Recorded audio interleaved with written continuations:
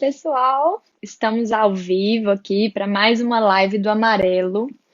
Hoje é uma live muito especial para gente e principalmente para mim, porque é com uma pessoa muito querida e eu estou muito honrada. Semana passada nós não tivemos live. O Pedro e eu, a gente ficou extremamente feliz com o evento que a gente teve. Boa noite, Chuchu.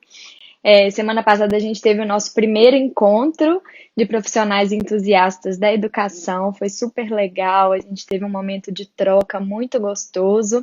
Já estamos preparando os próximos e já temos uma parceria para o dia 10 de novembro. Vai ter uma mentoria para professores, emoções em sala de aula, com a Caena, do Espaço das Emoções. O link já está na bio para quem quiser se inscrever e saber mais. Em breve a gente vai dar mais informação. O Pedro e eu, a gente acredita muito que é extremamente importante a gente conversar e se preparar no âmbito político, né? Então a gente pensou nessa live de hoje. Para mim é uma emoção muito grande, porque a tia Lúcia faz parte da minha vida desde a minha infância. A gente já teve aqui no Amarelo a Marcela, que é filha dela. A gente conversou um pouquinho sobre o papel da escola, como que a escola está, né, lidando com a pandemia. É uma das primeiras lives lá no início. Quem tiver curiosidade pode procurar lá para assistir. Se você ainda não viu, nós temos 5, viu não, né? Ouviu. Nós temos 5 episódios já no nosso podcast e a minha convidada super especial já entrou. Eu vou colocar ela aqui para conversar com a gente. Se tiver alguma pergunta, algum comentário, pode falar com a gente que a gente te escuta e coloca vocês aqui. Boa noite, Caua. Vamos receber aqui a tia Lúcia. Boa noite, tia Lúcia. Boa noite, Amali. Tudo bem? Boa noite a todos que nos acompanham nessa live. Tudo bem, e você? Tudo bom. Gente, Tudo bem. É uma honra, tia Lúcia, receber aqui uma candidata a prefeita no nosso espaço para falar de um assunto, tia Lúcia, que eu amo, mas que eu sei que você também ama, que é a educação, né? Com certeza, Amali. Você sabe que a alegria e a satisfação é minha, né? De pensar daquela Amali tão pequenininha, aluna, depois estagiária, hoje uma profissional que vem dando assim uma abertura, principalmente na nossa área, né, da educação, e nos ensinando muitas coisas. Fico muito feliz de ver pessoas jovens, talentosas como você, e colocando a área da educação num topo que ela merece. Obrigada, tia Lúcia. Para quem não sabe, a tia Lúcia tem muita participação e importância na minha trajetória escolar. Ela foi minha diretora, né? Me conhece do balé primeiro, né, tia Lúcia? Porque eu fui aluna da filha dela uma vida toda. Mas é muito importante para mim e eu estou muito feliz de você ter aceitado esse convite. O espaço é todo seu e eu queria que você se apresentasse um pouquinho, tia Lúcia. Você é muito conhecida minha, mas as pessoas que não te conhecem, eu queria que você falasse um pouquinho de você, do seu, né, do seu envolvimento com a educação, do porquê que você está aqui hoje para falar com a gente. Então, Amali, eu tenho já formação de magistério inicialmente, né? E a minha primeira experiência com a educação foi em 1976, quando eu assumi a primeira turma, eu muito nova ainda, assumi uma turma logo após finalizar o magistério. Foi a minha primeira experiência na área da educação. E a educação, ela é uma paixão muito grande, né? Depois me casei, vim para Viçosa, e como Viçosa é uma cidade das oportunidades, eu tive a oportunidade de fazer pedagogia, aqui na UFV também. Então a paixão só vai aumentando. E juntamente com o curso de pedagogia, já comecei a trabalhar. Primeiro, eu trabalhei no meu primeiro... Minha primeira experiência em Viçosa foi na escola Almiro Paraíso. aqui bem pertinho, nem imaginava que eu viria morar aqui tão perto. Depois trabalhei no Centro Educacional Monteiro Lobato, que mais tarde veio tornar o Coeducar, né, a escola Coeducar. Depois fui professora na APAE, trabalhei em 1993 na APAE, e no final de 93 eu recebi o convite para trabalhar no Colégio Ângulo, e estou no Colégio Ângulo até hoje. Então, a educação, ela faz parte da minha vida durante toda essa minha trajetória. Tia Lúcia, você tem o tempo de ângulo que eu tenho de vida, que eu nasci no final de 93. Viu, Amalie? É desse período que eu te conheço, bem pequenininha, no balé, na escola. Eu conheço a sua trajetória também e fico muito feliz de você ter abraçado a educação também como formação e como profissão. E faz muito parte dela, tia Lúcia, é porque eu tive pedagogas como você que eu tô aqui hoje, você pode ter certeza, você sabe disso, não é demagogia. Que bom. Vamos conversar. Pode falar. Mas a educação, ela nos enche mesmo. Vários alunos, estagiários que passaram pela escola, antes até de fazer o vestibular, são alunos do pré-vestibular, eles acabam partindo para a área da educação de tanta satisfação e alegria de ver como funciona, né, a educação na realidade. Então, naquele dia a dia da escola, e isso é muito contagiante mesmo. É verdade. Tia Lúcia, vamos conversar a nossa conversa, então? Eu queria começar, você já falou um pouquinho da sua trajetória, e você é diretora escolar há muito tempo, né, tia Lúcia? Então, eu queria saber qual que é o seu olhar para a gestão da educação, da escola, da educação. A gestão escolar, Amalie, ela tem que ter um olhar muito atento e ouvido. A gente ouve o professor, a gente ouve o aluno, a gente ouve o funcionário, a gente ouve a família. Então, nós temos que ter ouvidos o tempo todo. E diante de todas essas buscas que a escola tem, você tem que ser o mediador. É aquela pessoa que vai trazer o equilíbrio, que vai organizar para que tudo aconteça como devido. Então, o gestor, ele é o elo de ligação entre toda a comunidade escolar, né?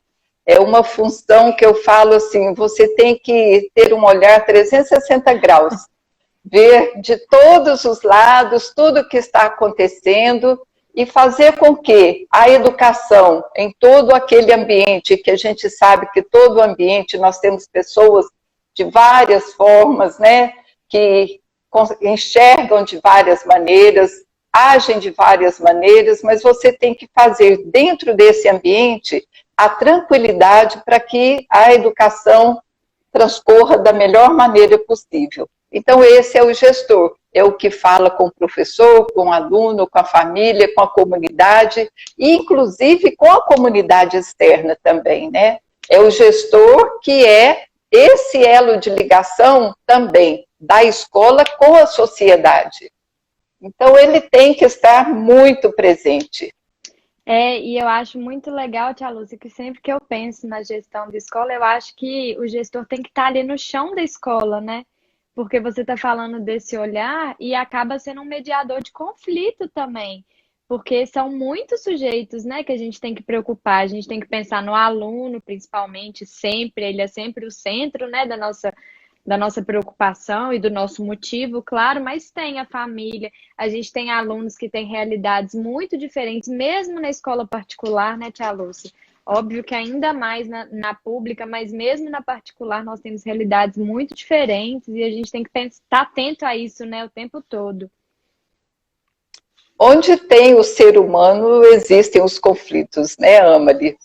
E realmente o gestor escolar, ele é o mediador desses conflitos interpessoais.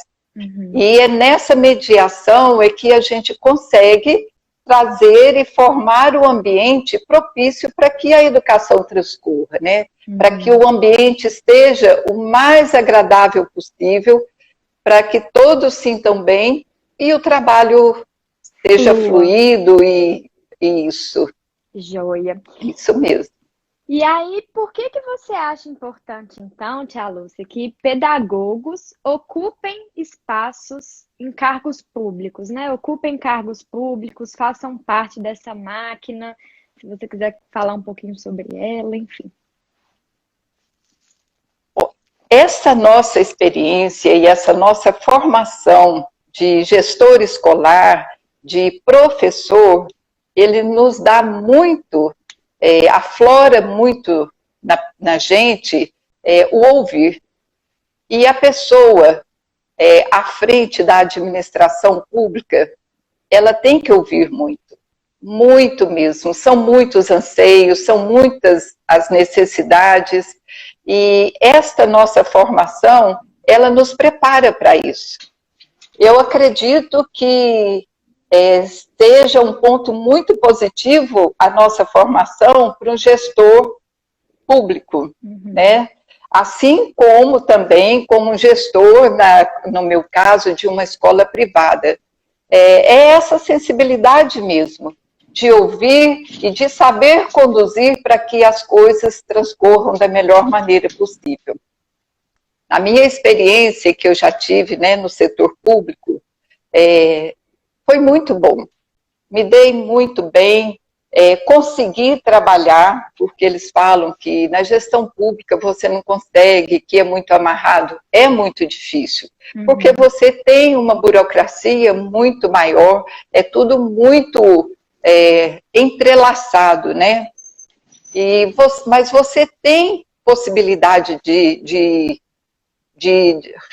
conseguir fazer com que essa máquina funcione. E essa experiência que eu tive na gestão pública, ela me mostrou que há possibilidade, que mesmo com toda essa burocracia a gente consegue. Basta termos uma coordenação, né, uma administração de nosso tempo e buscar também essa organização na condução dos trabalhos. Então, há possibilidade, sim. Eu acho que quando você fala da sensibilidade, tem faltado tanto nesses espaços, né, Tia Lúcia? E quando a gente forma pedagogo, assim, a maioria fica pensando que a gente se limita à sala de aula, né? E tem tanta coisa que é importante, não só a gestão da escola, mas uma inspetoria, por exemplo, um conselho de educação, que é extremamente importante, né? Que tem um conselho, uma cidade tem um conselho de educação atuante, e eu acho que é impossível a gente não trazer para a gente, né? Assim, quando a gente, por exemplo, é apaixonado por educação, acaba que a gente traz um pouco para o espaço que a gente trabalha, seja ele uma secretaria, enfim, uma prefeitura, esse olhar sensibilizado para a educação, né, Tia Lúcia? O Amali, é isso mesmo. Hoje, grandes indústrias têm buscado o pedagogo como um profissional na área deles. Então, o pedagogo hoje, por ele ter essa visão, essa sensibilidade, aquele conhecimento que a gente tem desde o desenvolvimento da criança, você consegue entender o ser humano com muito mais facilidade. E esse é o grande diferencial, é você saber que mesmo diante de um conflito, você consegue pensar que talvez aquilo esteja acontecendo por uma determinada situação. Então, isso é muito interessante e nos ajuda no trabalho. Com certeza. E eu queria só aproveitar que agora a gente já está no meio da conversa, falar para as pessoas que estão nos ouvindo, que pode comentar, façam perguntas para a Tia Lúcia, a gente pode fazer pergunta ou pelo comentário ou por essa caixinha que tem um ponto de interrogação aí do lado, para a Tia Lúcia poder responder as perguntas de vocês também, não só as minhas, tá bom? Cal, eu acho que já resolveu o som da Tia Lúcia. Vamos lá. E o que que são, para quem está nos assistindo, né, Tia Lúcia, o que que são as políticas educacionais? Qual que é a importância delas na prática, no dia a dia? As políticas educacionais, elas são a forma da gente universalizar, né, o direito à educação. Então, Uhum. essas políticas, elas ajudam para que todos tenham os mesmos direitos, as mesmas possibilidades. Por isso elas existem. Inclusive, elas são regulamentadas por lei, para ter uma continuidade, para que todos que venham, né, administrar, que eles mantenham aquelas políticas. Nós podemos ver isso pelo ProUni. O ProUni hoje é uma política pública de direito, né, à universidade. Isso é muito interessante. O Fundeb é a manutenção da educação básica, então são políticas públicas na educação, né? O EJA, a educação de jovens e adultos, então são várias áreas e que trazem essa unidade, essa possibilidade de que todos possam usufruir e serem beneficiados. Esse é o interesse da política pública. Nossa, Tia Lúcia, quando você fala do Fundeb, eu lembrei aqui que a gente teve recentemente, né, a votação do novo Fundeb e tal. E é Isso. extremamente importante. Eu sou uma defensora de pedagogos em cargos públicos, porque é de extrema importância que a gente se atente para isso, né? Porque isso faz diferença no quanto a escola vai receber, a cidade vai receber de verba para as escolas. Isso acaba influenciando nas avaliações externas, que é óbvio, é cheio de problema, a gente sabe, mas é um parâmetro para a gente poder manter a nossa, né, educação pública nas cidades, ser minimamente justo, né, Tia Lúcia? E quando a gente pensa na LDB, a LDB fala que a educação básica é obrigação da família e do Estado junto. Então, eu acho extremamente importante, né? Muito importante, Amalie. Eu acho que é impossível você se organizar, você pensar numa educação sem você saber o que você vai poder investir. Uhum. Imagina se o Fundeb não é aprovado, como que você pensaria amanhã perder todo esse trabalho que foi realizado, que foi organizado? Então, é uma situação muito, muito preocupante. Mas, graças a Deus, ele vai ser mantido, e Amém. nós queremos mais investimento na educação. E eu, hoje, como candidata a prefeita Uhum. aqui no município, eu tenho por obrigação fazer com que a escola pública, a educação pública municipal em Viçosa, ela seja tão boa quanto a escola de uma escola particular. Esse é o meu dever, essa é a minha obrigação. E eu tenho certeza que isso vai acontecer, se Deus quiser. Eu Tenho também muita tenho. esperança. Tia Lúcia, a gente tem a nossa primeira pergunta aqui, ó. O Arthur. Oi, Arthur. Está perguntando, Lúcia, as escolas devem ter autonomia na escolha do material didático ou é melhor uma definição unificada pelas secretarias de educação? Acredito que você ouvir, né, os diretores, os professores, isso é muito bom. A gente deve trabalhar sempre ouvindo e com a participação de todos. Acho muito importante, muito valioso que todos participem desse processo. Mas também não teria nada contra se uma escola quisesse utilizar um material que fosse adequado para a escola dele. Acho Uhum. isso muito salutar, se acharem por bem. Mas ouvir e trabalhar com toda a comunidade, eu acho que é o caminho. Tia Lúcia, essa pergunta do Arthur é muito boa, porque, assim, é óbvio que a gente tem que ter um padrão, principalmente pensando numa rede pública, né? Nessa questão da justiça e tal. Mas as escolas têm realidades diferentes. A gente pode ver aqui, por exemplo, em Completamente. Viçosa, nós temos escolas como a que você começou sua trajetória, né? No Paraíso, que é uma escola rural. e nós temos uma no centro, nós temos na periferia. Então, assim, por mais que eu ache que a gente tem que tentar padronizar o acesso dessas crianças, né, no sentido de material didático e tal, um projeto ou outro, eu acho que tem que partir da escola e da comunidade. Sempre tentar trazer a comunidade para dentro da escola, as famílias, né? Com certeza. E o prazer no aprender, ele vai ser totalmente diferente, né? É.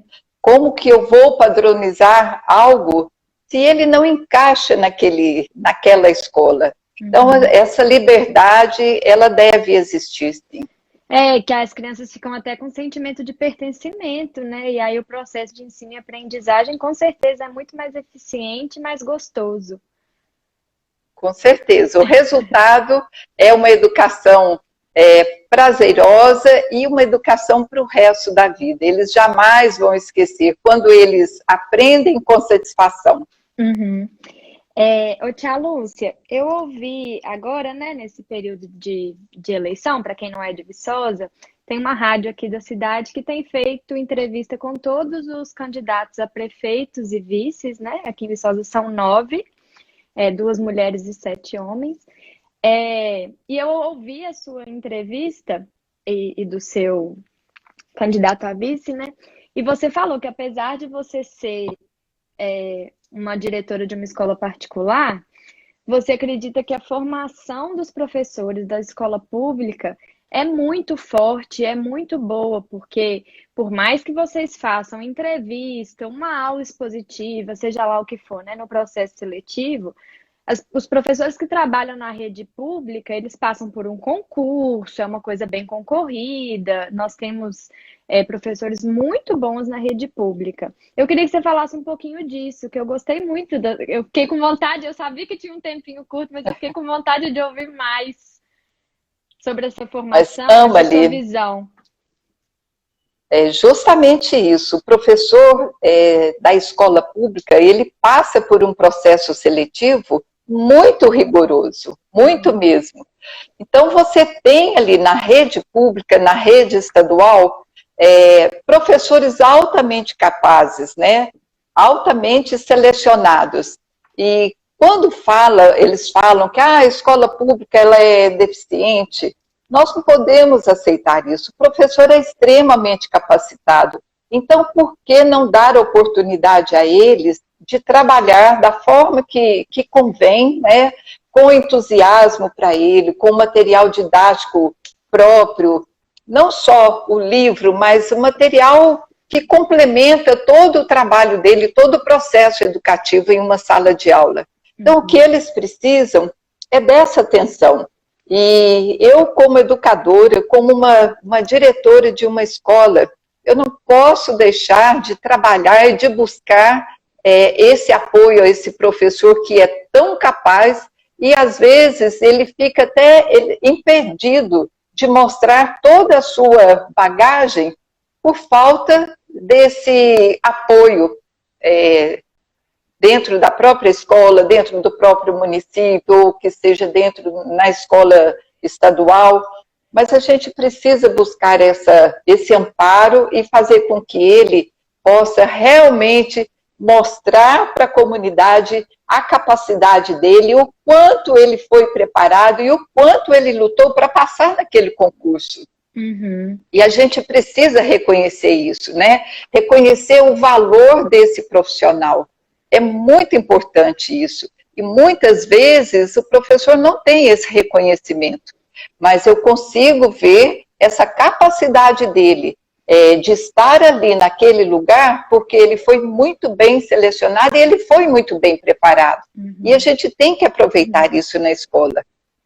Capacidade não vai faltar. Vai faltar é o nosso olhar de ajuda para que ele desempenhe o seu trabalho com toda tranquilidade, com toda a sabedoria que lhe pertence.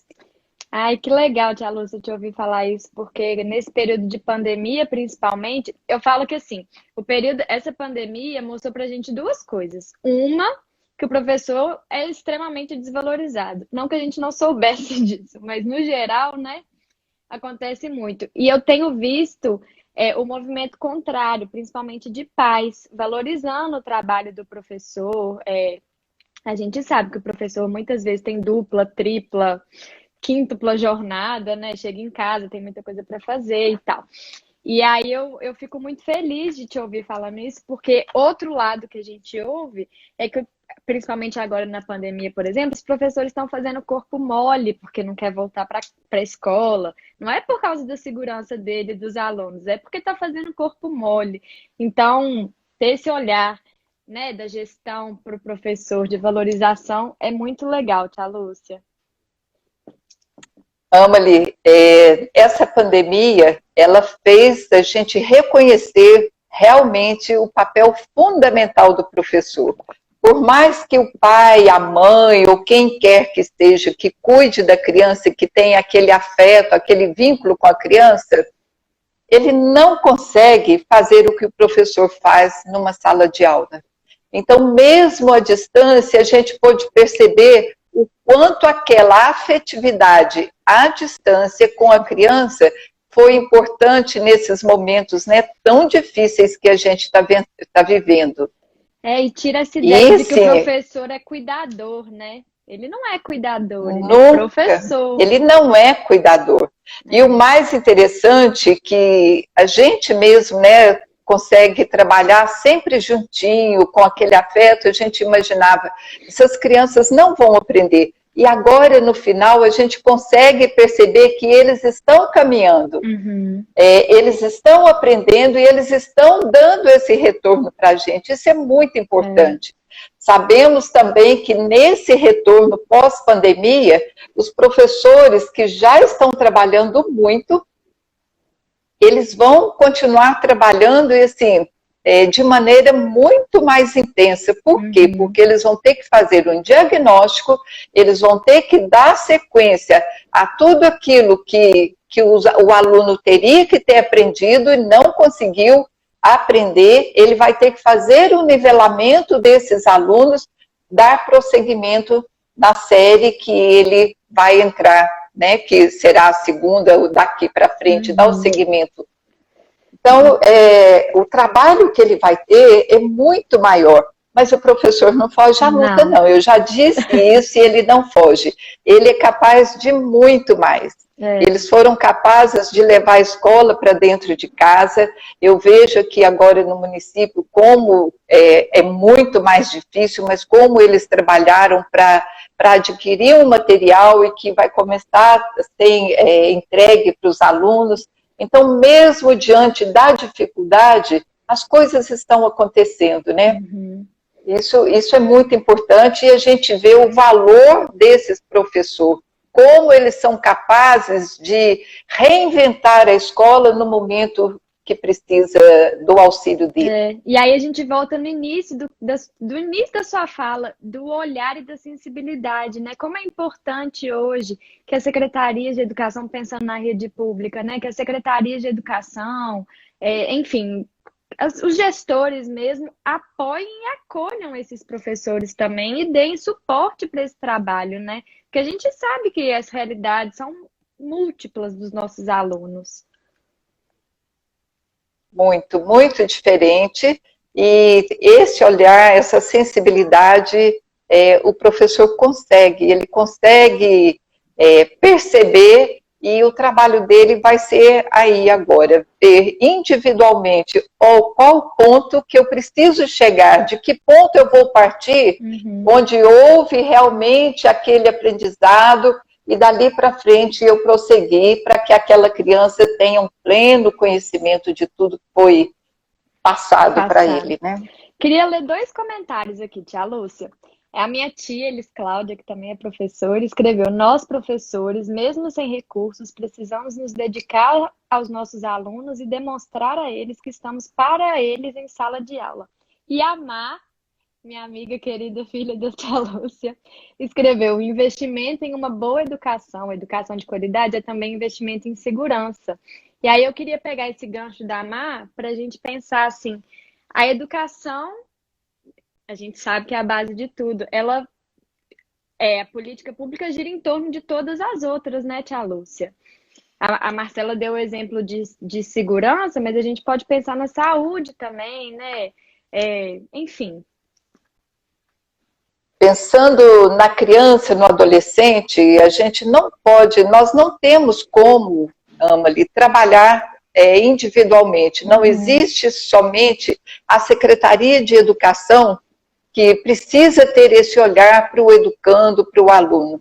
Nós precisamos também, junto, principalmente na escola pública, a gente tem que pensar na saúde, na assistência social, tudo isso dentro de um contexto só e buscando uma saúde, uma vida saudável, uma família que consiga, né, trazer o seu filho para a escola de forma saudável, investindo também junto com a escola na vida do filho, né?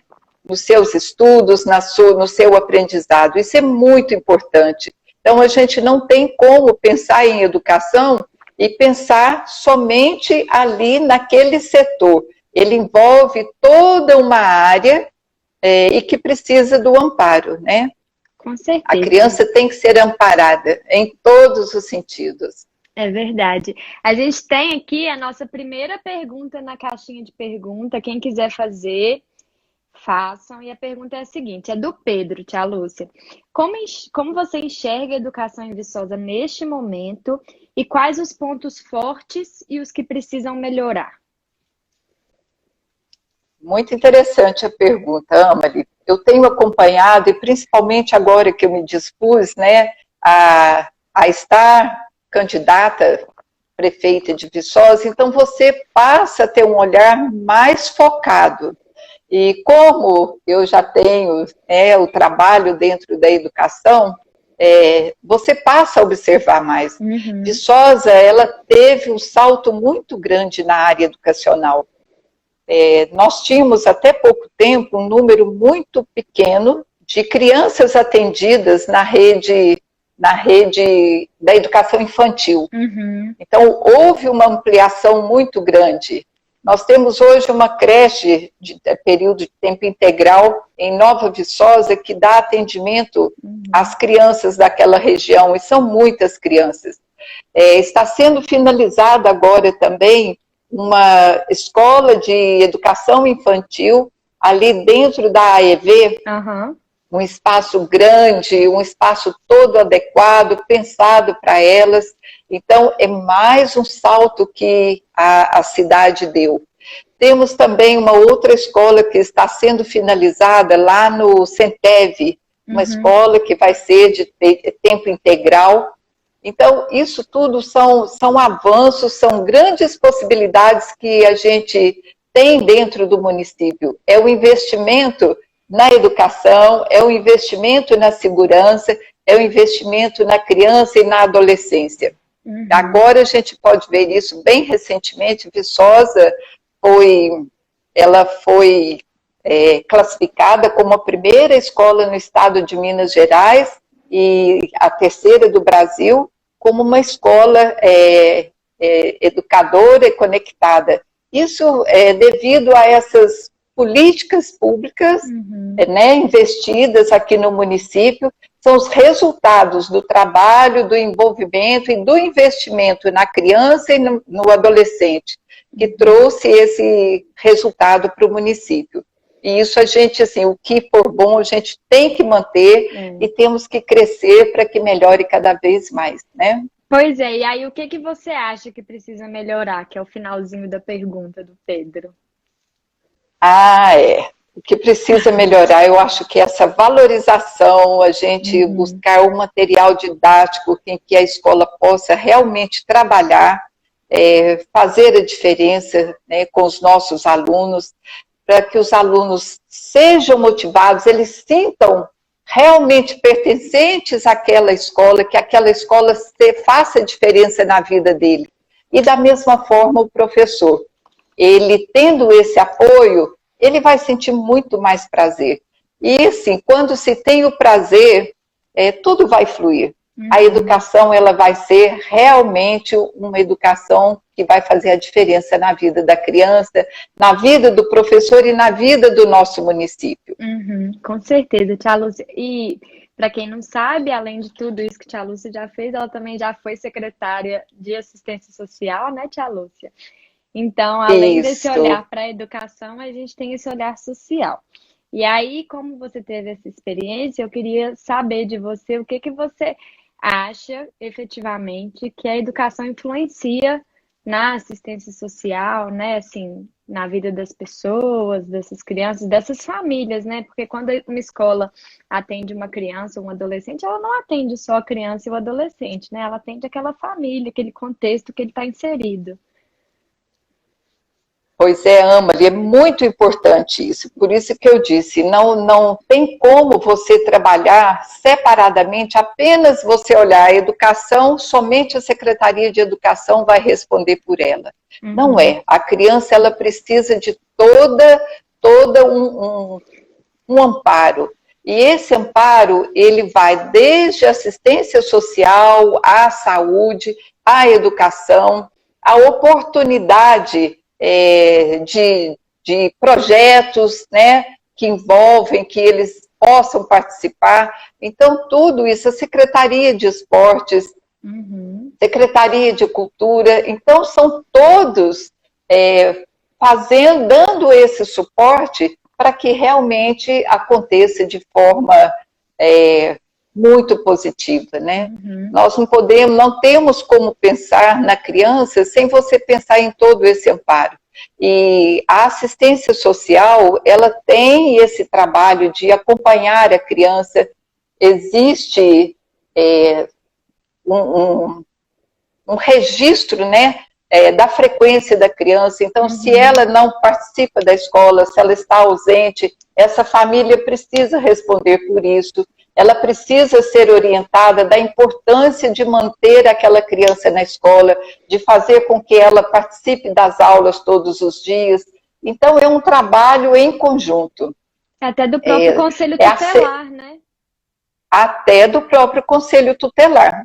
Todos em função. E somente assim que a gente vai conseguir realmente fazer uma grande diferença, né? É a Uhum, conscientização da família, é a conscientização do poder público em dar essas oportunidades, né, de uma uhum, escola de qualidade, com material adequado, com material necessário para ser trabalhado dentro da sala de aula. uhum. É um projeto oferecido dentro da própria escola, você reconhecer crianças que têm as habilidades, mostrar essas habilidades, isso tudo você vai estar fortalecendo a personalidade da criança, você já vai conseguindo descobrir as suas áreas do conhecimento. Então Uhum. a gente tem um leque aí de possibilidades e de necessidades. Com certeza, tia Lúcia. A Érica comentou aqui uma coisa que eu achei legal. A família faz toda a diferença na educação e desenvolvimento das crianças. E hoje, mais do que nunca, estamos colhendo os frutos dessa parceria família-escola. E a gente, como pedagogo, sempre fala isso, né, tia Lúcia, assim, da importância da família vir para a escola. Quando a gente fala de conselho tutelar, por exemplo, o conselho tutelar está ali, assim, para mediar o que já era para, né, que a gente esperava que não acontecesse. Então, assim, a escola trazer a família para dentro desse contexto também é de extrema importância, né? Muito. A gente vê, Amali, tanto nos projetos sociais, que é uma área que eu gosto muito, Uhum, e mesmo as escolas públicas, quantos professores vão na casa das famílias para saber por que o aluno não está uhum, indo à aula. Eu participo muito próximo da Rebusca, eu vejo quantas visitas eles fazem à família para ver se está tudo bem, se estão precisando de alguma coisa. Isso é muito importante. Esse vínculo com a família faz toda uma diferença. E por aí a gente consegue fazer com que a criança sinta mais prazer também. Quando uhum, eles são algo que preocupa a criança, é uma preocupação para a família, ela vai sentir amada. Assim como se ela for uma preocupação para a escola, ela vai sentir amada, vai sentir querida pela escola. Então, o sentimento de pertencimento a ela é muito maior. uhum. E isso faz uma grande diferença. E agora, atualmente, eu falei que nós nunca tivemos uma proximidade tão grande da família, e a família uma proximidade tão grande da escola quanto nós tivemos agora. E o quanto isso foi importante. Se não fosse essa atuação da família, nós não teríamos dado conta, porque a criança por si só, ela às vezes não tem aquela atenção e aquele tempo dedicado com tanto afinco quanto quando tem a família junto, né? Então, a família foi um suporte muito grande para que a escola acontecesse nesse momento. Até a gestão do tempo, né, Tia Lúcia, da criança ter essa noção de não, agora é hora de aula, eu preciso parar agora, sentar, arrumar um espaço, até isso, né? E aí eu vou ter que dar um pause aqui para mandar um beijo para Dani, minha amiga, que tem muito tempo que eu não vejo. E aí ela falou que ela trabalha na educação e vê a diferença do desenvolvimento do aluno quando o pai e a mãe participam. Então não é só relação família-escola, né? Isso traz para o estudante, né, Tia Lúcia, essa relação, assim, no desenvolvimento da criança. Com certeza.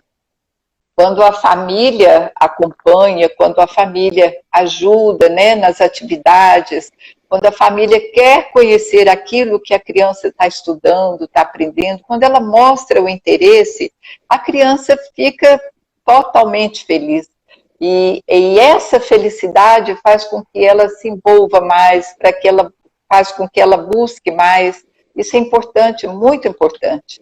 Ô, Tia Lúcia, eu vou usar um exemplo da minha avó, que minha tia colocou aqui, para a gente pensar na importância da sensibilidade do pedagogo na gestão, seja da escola, seja num âmbito maior, né? A Carla está falando que quando a minha avó era minha avó pedagoga, também formada na UFV, ela foi supervisora uma vida toda em Cajuri. Ela ia na casa das crianças, principalmente da zona rural, porque lá em Cajuri é muito comum as crianças terem que ajudar na lavoura, né? Nesse período de café, colheita de café. Ela ia nas casas para ver o que estava acontecendo. Ela conversava com os pais, com os responsáveis das crianças para saber por que elas não estavam na escola, que elas precisavam voltar. E esse é papel da supervisora também, né? Muito, isso é muito importante. Acontece muito o AMA-ali, para você ver assim, como que é interessante esse olhar, né, para a criança tão próximo, assim, essa visita. Uma coisa que eu observo muito, gosto muito de acompanhar os alunos da escola no esporte. Uhum. E às vezes dentro da sala é um aluno que não tem um bom rendimento. Uhum. Você vai assistir um jogo, você vê aquele menino assim, é o craque, né? Todo o olhar do time é para ele, de tão bom que ele é na quadra. E dentro da sala de aula, às vezes nem sempre ele tem não tem uma visibilidade, né? Às vezes ele não tem um bom rendimento, mas quando você puxa esse aluno, você elogia daquele papel dele, daquele desempenho dele, lá no time, fazendo com que todos os outros colegas se motivem e correm atrás do final, né? De um final de vitorioso, de campeonato, que eles sejam vitoriosos, e mesmo que não sejam, mas o quanto eles lutaram para aquilo. Se você reconhece aquilo dentro do aluno, você elogia ele na sala de aula, ele vira uma outra pessoa. Ele vai falar, olha, é o afeto. Eu percebi, eu consegui perceber aquela criança. Ele fala, olha, eu tenho um significado, né? Para a Lúcia, vamos supor, para o professor que foi assistir. E esse significado, ele é levado para dentro da sala de aula. Então, essa preocupação da sua avó de ir lá, fazer a visita para saber, ela traz para dentro da sala de aula uma importância muito grande para a criança. É uma valorização dela como ser humano, como uma preocupação mesmo com a vida, não só com a escola, mas com a vida dela. E isso faz toda a diferença. E aí não tinha como eu não ser pedagoga que levanta a bandeirinha do afeto, né, Tia Lúcia? Com certeza. Eu queria, você falando disso, o Luciano Piovesani está falando aqui da prioridade absoluta da criança e do adolescente, né? Eu queria que você falasse um pouquinho disso, tia Lúcia, desse olhar da gestão pública, colocando no centro, que é o que eu sempre defendo e sempre acredito, a criança e o adolescente. A criança e o adolescente, eles são mesmo o centro da nossa atenção, né? É o centro do nosso cuidado, é a nossa responsabilidade, não só com eles hoje, agora, mas a gente pensar que daqui a pouco tempo, a curto, médio e longo prazo, nós vamos ter uma diferença muito grande quando você trata a educação com responsabilidade, você traz para a criança aquilo que é de direito dele, né? Uhum. E que é de responsabilidade do município, da família, de todos nós. Então, esse investimento em educação, ele vai fazer uma diferença muito grande.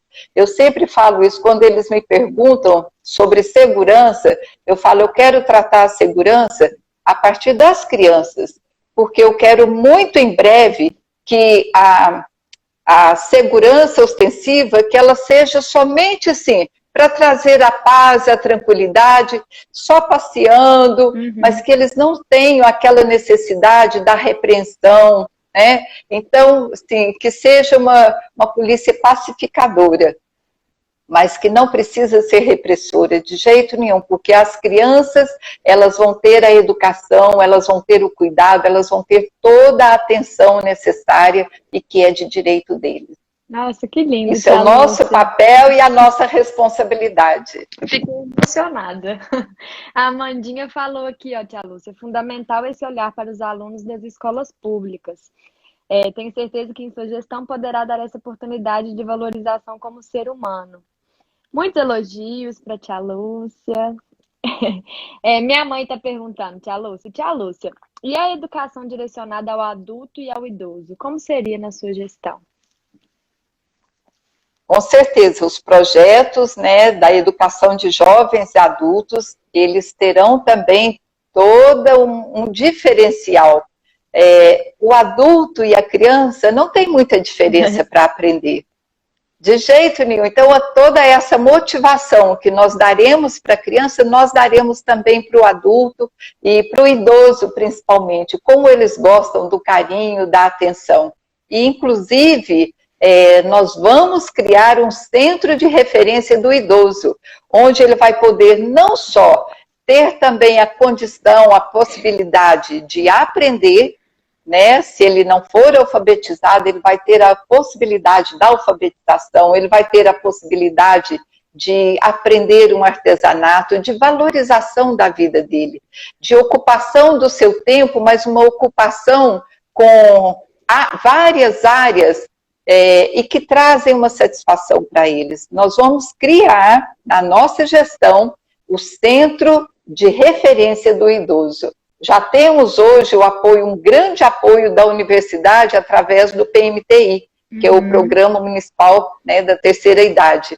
Mas nós nós vamos acrescentar e trazendo também junto a universidade como essa grande parceira que ela tem sido.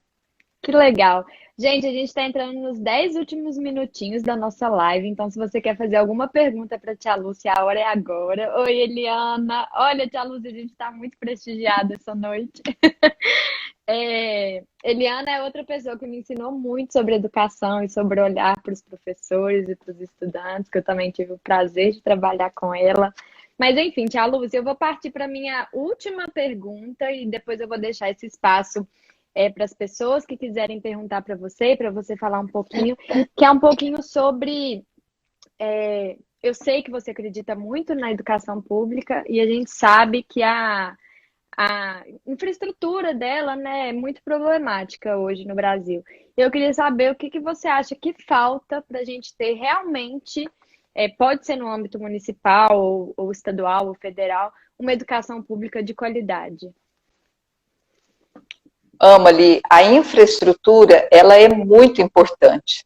Nós temos escolas que são prédios antigos, E hoje a educação está muito mudada. Se você não pensar numa educação que se aproxima do jovem, do adolescente, da criança hoje, nós não vamos conseguir uma efetiva, proporcionar no aluno, né, uma educação efetiva. Então, nós precisamos ter uma escola muito próxima do que o aluno hoje espera. Eu não posso pensar numa escola como a escola do meu tempo, que era o professor, o quadro e o giz e o seu caderno na carteira.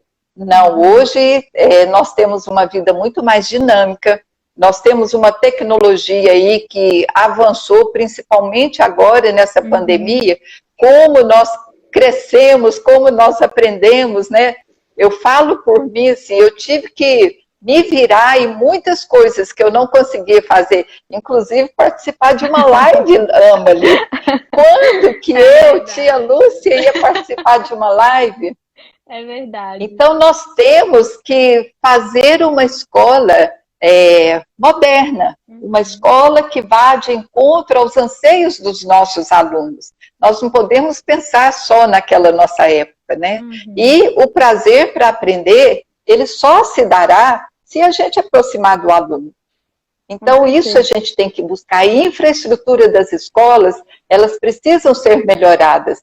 Por isso eu vejo com tão bons olhos, né, esse investimento que a administração atual, Ângelo Schecker, teve, e esse cuidado na criação de novos espaços, de novas escolas, trazendo essa proximidade do aluno novo, do aluno jovem, numa escola mais moderna, uma escola de tempo integral, uma escola que dará a ele todo o entendimento de vida, não só pedagógico, mas assim, de ser humano mesmo. Isso é muito importante, muito mesmo. A Mandinha está falando da educação emocional para todo mundo também, né, tia Lúcia? E parece até que você leu a pergunta do Arthur, que ele perguntou assim, nessa pandemia a gente percebeu que as escolas que já faziam uso de plataformas digitais saíram na frente. Implantar o uso dessas tecnologias nas escolas públicas é possível? Eu acho que não é possível. Hoje ela é essencial. Nós não podemos pensar, porque nós somos uma escola pública, nós não podemos evoluir. Nós temos que pensar sim, e nós temos que pensar grande. Se uma escola particular pode, nós temos, por obrigação, fazer com que a escola pública possa. E muito mais, a gente tem que fazer de forma que chegue até os nossos alunos. E a gente sabe que a dificuldade talvez seja um pouco maior, né? Mas nós precisamos criar mecanismos para que isso ocorra. E eu acredito, e já li sobre isso, vários investimentos vão acontecer na escola pública, dando a eles também essa oportunidade de continuidade, mesmo diante de uma situação de pandemia ou de qualquer outra necessidade emergencial. Nós vamos ter que fazer isso, modernizar as nossas escolas. Ó, tia Lúcia, a gente falou então de educação básica, o telefone está tocando, de educação básica, a minha mãe puxou, né, para a EJA e para os idosos, e agora o Luciano trouxe uma coisa importante que eu queria finalizar com isso, antes de você ter uns 2 minutinhos para falar, que ele está falando que o município tem avançado muito na inclusão com qualidade de alunos com necessidades especiais, e isso é cada vez mais urgente. Então, eu queria que você falasse um pouquinho sobre isso. Nossa, o Luciano entrou numa área muito importante também.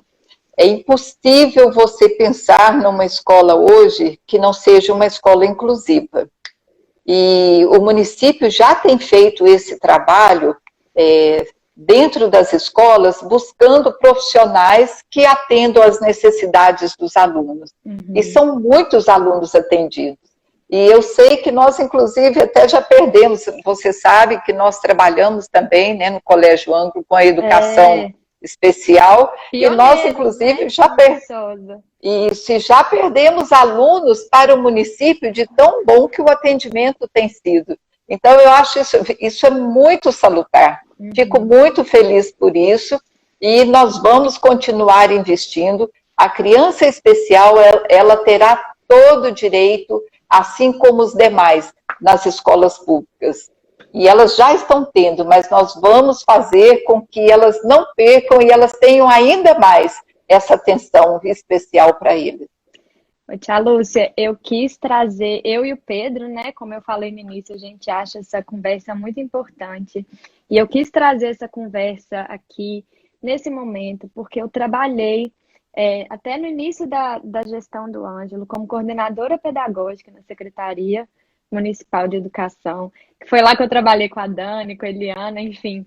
E eu vi de perto como é importante essa parceria que a gente tem entre gestão, escolas, para chegar aos nossos estudantes, nas nossas famílias. Então, nesses últimos 5 minutinhos, eu queria que você falasse um pouquinho, o que você quiser, te dar esse espaço para você falar um pouquinho, já te agradecendo, é um privilégio ter você aqui, você sabe que você é muito querida, a gente pensa na educação de forma muito parecida, então muito obrigada, tia Lúcia. Ô, Amali, eu que agradeço, viu, essa oportunidade e, assim, de falar de um assunto tão bom, né, tão próximo da gente. Mas eu quero te agradecer mesmo e o que eu quero dizer que a escola pública, ela não vai também viver por si só. Nós queremos um relacionamento com a escola particular. A gente precisa mostrar que o ensino ele é igual para todos. E uma parceria também de uma escola privada com uma escola pública é muito salutar. Nós podemos buscar vários projetos para que haja essa interação. Isso é muito bom. Nós já tivemos essa experiência e isso traz um resultado de extrema importância, de valorização do espaço escolar, de valorização da pessoa e de mostrar que a aprendizagem ela é igual para todos, né? Então, nós vamos buscar essas parcerias, vejo com muito bons olhos as parcerias hoje público-privada, isso traz uma diferença enorme no município, né?